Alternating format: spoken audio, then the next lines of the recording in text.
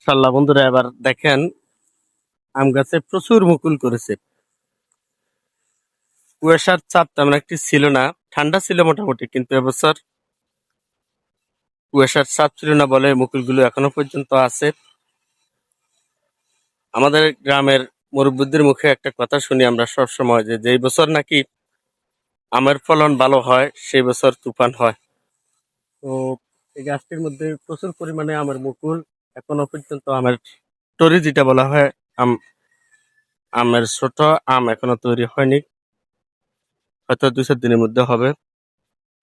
তো যে কথাটি প্রবাদে আছে সেটি যেন না হয়, আমরা আশা করব যেন মুকুল যে পরিমাণে প্রত্যেকটি গাছে আছে সেই পরিমাণে যেন আম থাকে, আল্লাহ যেন আমাদের সেই রিজিকের ব্যবস্থা করেন। আমার এই গাছটির আমের মুকুলটা দূর থেকে খুব ভালো লাগছিল, তাই এটার ভিডিও করে আপনাদেরকে দেখানোর চেষ্টা করলাম। ধন্যবাদ সকলকে, ভালো থাকবেন।